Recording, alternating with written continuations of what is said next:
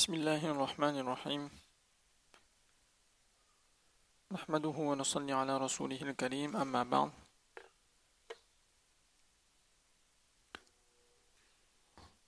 الحمد لله. Allah subhanahu wa ta'ala nous a permis pendant ces jours d'avoir découvert la vie de Sayyidina Omar radiyallahu anhu, les clichés de la vie de cet homme, compagnon de Rasulullah sallallahu alayhi wa sallam. On avait vu rapidement sa famille, sa lignée, sa vie avant l'islam, sa conversion, ses vertus, les paroles que Rasulullah sallallahu alayhi wa sallam avait partagées aux autres sahaba radiyallahu anhum sur Omar radiyallahu anhu, sa proximité, son lien solide avec Rasulullah sallallahu alayhi wa sallam, son attachement au Coran et les concordances qu'il a eues avec le Coran, comment il a été nommé calife, ses œuvres, et on avait terminé hier sur le décès, l'assassinat de Omar radiyallahu anhu. Donc aujourd'hui on voulait terminer sur les paroles, les conseils, mawa'id de Omar radiyallahu anhu et quelques invocations qu'il avait l'habitude de faire. Alors, paroles, Omar radiyallahu anhu avait l'habitude de faire le khutbah du vendredi. Il attachait une importance particulière à ce khutbah. Dans la semaine aussi, il avait l'habitude de rassembler les sahaba radiyallahu anhum et de faire son prêche, son bayan. Mais les khutbahs qu'il faisait le vendredi étaient d'une, on va dire, richesse, profondeur vraiment étonnante. Alors un khutbah qu'on partagera avec vous ici. Omar radiyallahu anhu une fois a dit pendant son khutbah que la vraie richesse consiste à être satisfait de ce qu'Allah subhanahu wa ta'ala t'a donné de son sort. Et la véritable pauvreté provient du désir immodéré des biens. La véritable pauvreté provient du désir immodéré des biens. La satisfaction repose sur le fait d'être indifférent envers ce que les autres possèdent. Celui qui ne s'intéresse pas à ce que les autres possèdent sera satisfait de ce qu'il a, ce que lui-même possède. Celui qui est satisfait de ce qu'il a, de son sort, est riche, quand bien même il serait matériellement pauvre. Celui qui se laisse dominer par son désir et observe de trop près les biens des autres se sentira pauvre, quand bien même il possédait de grandes richesses, car ces richesses ne lui permettent pas de se sentir indépendant. Puis il a dit, la vraie richesse est la richesse du cœur. Le bon sens exige qu'un individu ne doit pas acquérir plus de biens qu'il n'en a besoin. Il devrait au contraire considérer ce monde comme un lieu de passage éphémère et ne pas se laisser duper par les attractions et les tentations de ce bas monde. Sermon qu'il a donc fait un vendredi. Paroles, les perles d'Omar radiyallahu anhu. Omar radiyallahu anhu a une fois dit, celui qui cache ses secrets a le choix, quand il le souhaite, les partager à qui bon lui semble. La personne qui a caché ce secret, il a le choix le jour où il décide de partager ses secrets, de le faire à qui bon lui semble. Mais celui qui agit de façon suspecte n'a pas le droit de blâmer ceux qui pensent de mal de lui. Celui qui agit de façon suspecte n'a pas le droit de blâmer ceux qui pensent de mal de lui. Ne pensez pas de mal des propos de votre frère quand il vous est toujours possible de les interpréter d'une bonne façon. Il a dit, pensez du bien de votre frère aussi longtemps que vous n'aurez pas acquis la certitude qu'il est effectivement mauvais. Il a dit, pensez du bien de votre frère aussi longtemps que vous n'aurez pas acquis la certitude qu'il est effectivement mauvais. Puis il a dit, recherchez, faites-vous des amis sincères, puis maintenez de bonnes relations avec eux, car les amis sincères vous seront une source de joie, de quiétude en période d'aisance et un soutien, une aide en période de difficulté. Il a dit, je ne suis pas un homme rusé, mais je ne me laisse pas non plus tromper par un homme rusé. Je ne suis pas un homme rusé, mais je ne me laisse pas tromper non plus par un homme rusé. Puis il a dit, quand Allah subhanahu wa ta'ala ordonne aux gens de faire une chose, il les aide à l'accomplir. C'est facile pour eux de les faire. Et quand il leur interdit de faire une chose, il les rend indépendants de ces choses. Il a dit, l'avarice est une des branches de l'hypocrisie. L'avarice est une des branches de l'hypocrisie. Et Omar radiyallahu anhu était très attaché au ilm, au savoir, aux assemblées de sciences. Il a laissé pas mal de conseils, d'encouragement aux sahaba radiyallahu anhum, aux gens qu'il connaissait à son entourage, pour que les gens s'intéressent, étudient, apprennent, découvrent le din. Il a dit, si un homme sort de chez lui, chargé d'un fardeau de péché aussi lourd que les montagnes de Tihama, puis cet homme apprend quelque chose, entend un enseignement, une parole de science, et se met à craindre Allah subhanahu wa ta'ala, et se répand ensuite. Il fait tawba, istighfar. Il rentrera chez lui lavé de tout péché.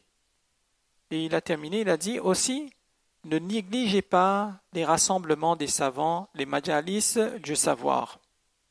Il a dit à propos du ilm, du savoir, la science, même si la science ne vous profite de rien, il ne vous nuira jamais. Même si le savoir ne vous profite de rien, il ne vous nuira jamais. La mort d'un millier de fidèles est plus aisée, facile à endurer, que celle d'un savant qui a le savoir de ce qu'Allah subhanahu wa ta'ala a autorisé et de ce qu'Allah subhanahu wa ta'ala a interdit. Il a dit, soyez tels des vaisseaux pour le Coran. Soyez tels des vaisseaux pour le Coran, c'est-à-dire apprenez le Coran par cœur.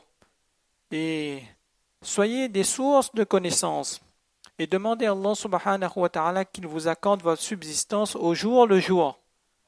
Et s'il vous accorde au compte-gouttes, si Allah subhanahu wa ta'ala vous accorde votre subsistance au compte-gouttes, cela ne vous nuira certes de rien.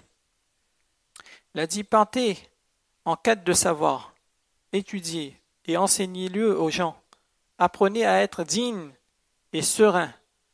Soyez humbles face à vos enseignants. Ne devenez pas des savants tyranniques, autrement votre savoir ne pourra prendre racine du fait de votre tyrannie. Il a dit un salaire gagné au prix d'un travail désagréable, déplaisant, ingrat, vaut mieux que de tendre la main que de mendier. Il a dit un salaire gagné au prix d'un travail désagréable, un travail qui est déplaisant, qui est lourd, vaut mieux que d'aller tendre la main de mendier. Omar radiyallahu anhu, il avait souhaité être muazzin. Omar radiyallahu anhu, il avait fait le souhait souvent. Dans sa vie, il est écrit que souvent Omar radiyallahu anhu avait fait le souhait d'être un muazzin. Et il disait souvent que si j'étais capable de faire l'adhan et de faire mon travail de khalifa en même temps, je le ferais. Omar radiyallahu anhu était attaché à la santé des gens. Il encourageait les gens à prendre soin de leur physique, de leur santé. Il a une fois dit, oh les gens, faites attention à trop manger, à l'excès de nourriture. car l'excès vous rendra paresseux. Et l'excès est mauvais pour votre corps et provoque des maladies. Et il a dit, Allah subhanahu wa ta'ala n'aime pas celui qui est trop gros. Je dis bien, Allah subhanahu wa ta'ala n'aime pas celui qui est trop gros. Soyez plutôt modérés dans ce que vous consommez, dans votre consommation de nourriture, car la modération est plus proche de la piété et plus éloignée du gaspillage et facilite l'adoration d'Allah subhanahu wa ta'ala. Ibn al-Jawzi rahimahullah ta'ala a dit qu'une fois Omar radiyallahu anhu, il a vu un homme avec un ventre très gros, plus gros que la moyenne. Il lui demanda, mais c'est quoi ce ventre? Et l'homme a répondu pour, si vous voulez, rigoler et pour en finir avec Omar radiyallahu anhu, il a dit, ça c'est une rahmat de la part d'Allah. C'est une bénédiction de la part d'Allah subhanahu wa ta'ala. Omar radiyallahu anhu répliqua, il a dit, c'est plutôt une punition de sa part d'avoir un ventre de cette manière, de ne pas faire attention à son physique. Il a dit, enseignez à vos enfants la natation. Omar radiyallahu anhu était très attaché au physique et aux activités physiques. Il a dit, enseignez à vos enfants la natation, le tir à l'arc, permettez-leur d'acquérir des talents de cavalier. Permettez-leur d'acquérir des talents de cavalier et apprenez-leur quelques beaux poèmes. Et quand on regarde autour de nous, c'est ce qu'on fait le moins. Dans la communauté, dans notre communauté, c'est ce que nous faisons le moins ou les activités vers lesquelles on oriente le moins nos enfants et nos jeunes.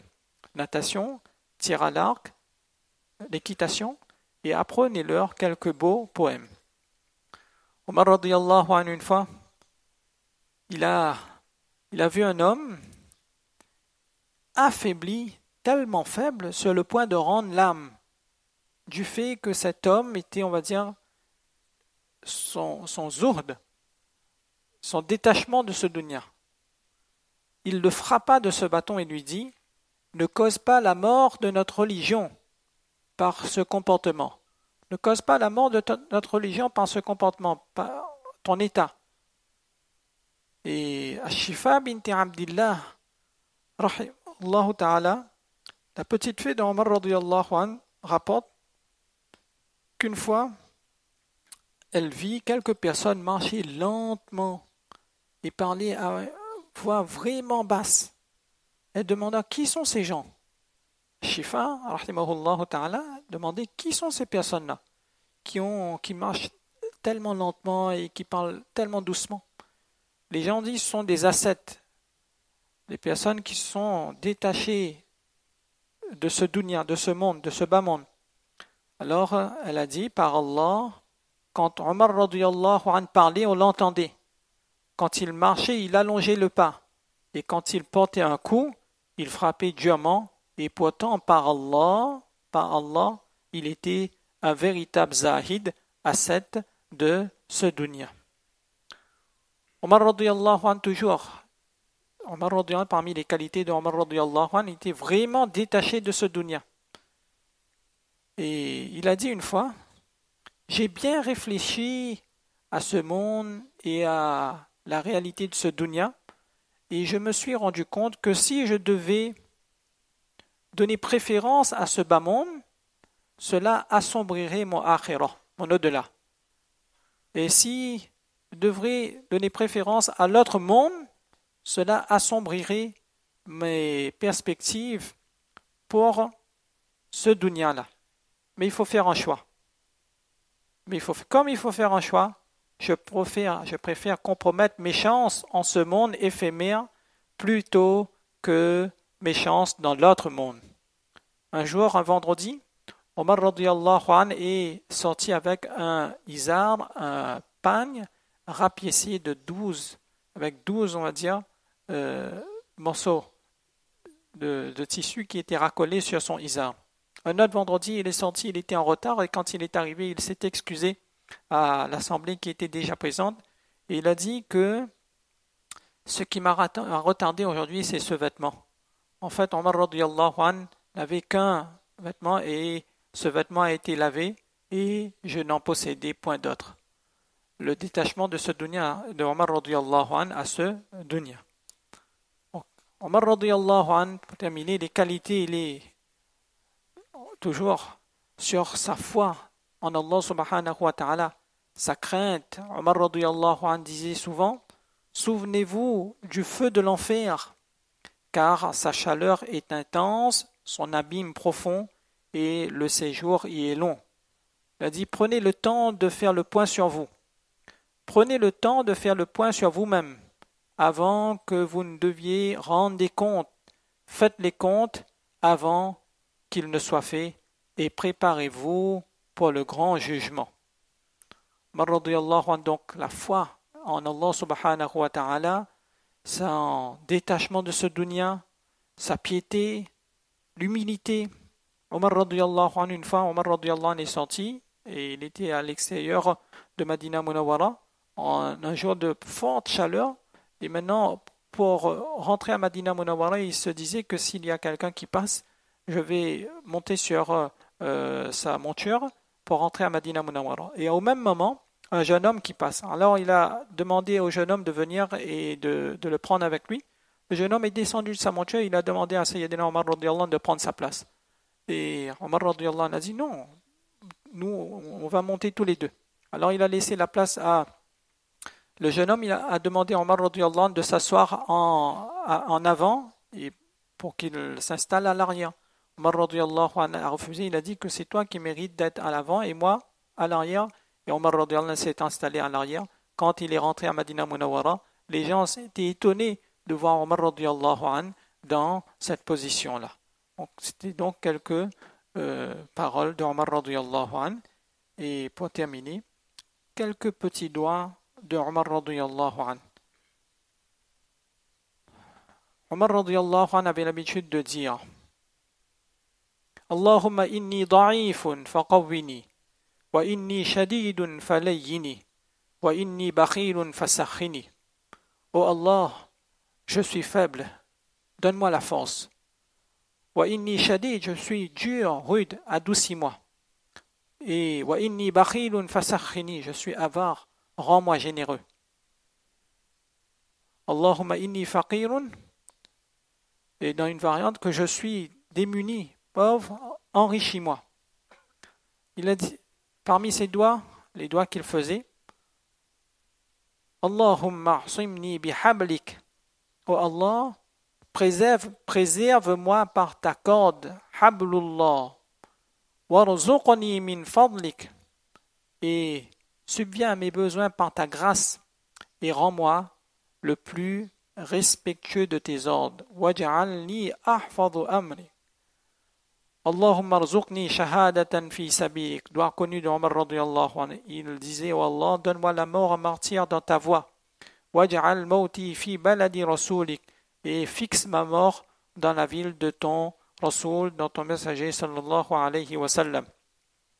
Allahumma ja'amali saliha. Omar radiyallahu anhu disait, Allahumma ja'al amali saliha. Oh Allah, rends mes actions bonnes. Waj'alhu laka khalisa.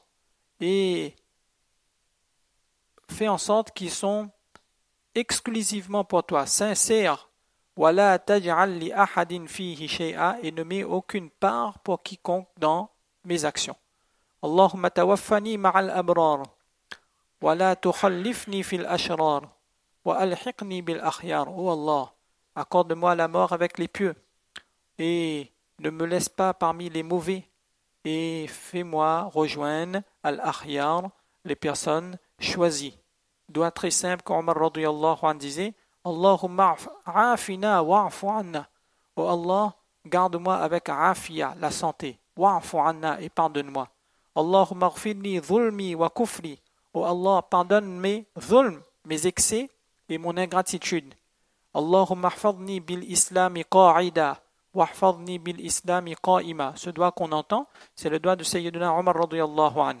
Oh Allah, fasse que quelle que soit ma position, debout, assis, couché, l'islam me préserve. Allahumma hfadni bil islami qa'ida, assis. Wahfadni bil islami qa'ima, debout. Wahfadni bil islami raqida, allongé. وَلَا تُطِعْ فِي عَدُوًّا حَاسِدًا. Et qu'est-ce qu'il a dit? N'accorde pas à mes ennemis, à mes jaloux, ton soutien. Et il a dit Allah a'udhu bika min sharri ma anta akhidhum binasiyati wa as'aluka min al-khayr alladhi biyadi kulli. Et je cherche ta protection contre le mal de tout être vivant sur qui tu as emprise et accorde-moi tout le bien que tu as entre tes mains. Allahumma ij'al sarirati khayran min alaniyati waj'al alaniyati salihah. Doigt qu'on connaît, qu'on a entendu. Ça, c'est un doigt de Omar radiyallahu anhu. Oh Allah, rend mon intérieur meilleur que mon extérieur et soigne mon apparence. Allahumma inni as'aluka min salihi ma tu'ti an-nas min al-mal wal-ahl wal-walad ghayri ad-dal wal-mudil. Oh Allah, accorde-moi parmi ce que tu accordes au meilleur des hommes, des biens, de la famille, des enfants non égarés et qui n'égarent pas non plus les autres.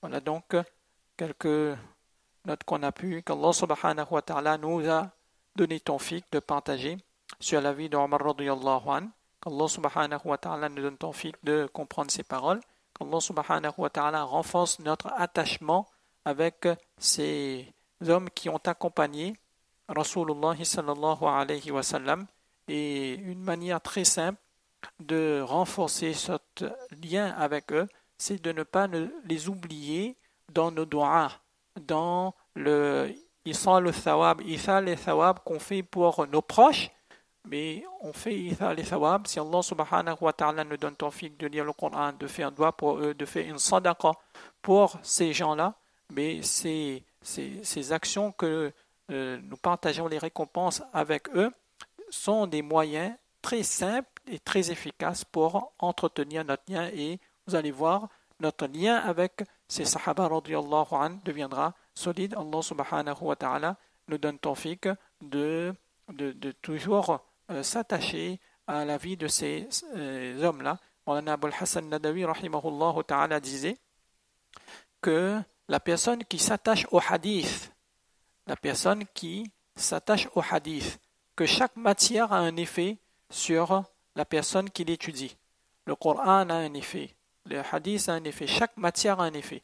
Et il disait que la personne qui a un lien particulier avec les hadiths, les paroles de Rasulullah sallallahu alayhi wa sallam, au fur et à mesure, ce lien qu'il a, cet intérêt qu'il porte à la matière du hadith, fera naître en lui le shan aux sahaba, les qualités des sahaba radiyallahu anhum et l'attachement aux sahaba radiyallahu anhum. Qu'Allah subhanahu wa ta'ala nous donne tawfiq de comprendre. Wa ma tawfiqi illa billah. Inch'Allah, mardi, Inch'Allah, Mawlana Munir continuera, Inch'Allah, sur la vie de Sayyidina Uthman radiyallahu anhu. Allah subhanahu wa ta'ala nous donne tawfiq de prendre part également à ces majalis qui continueront, Inch'Allah. Wa ma tawfiqi illa billah. Subhanallah bihamdihi. Subhanakallahumma bihamdika ashhadu an la ilaha illa anta astaghfiruka wa atubu ilayk.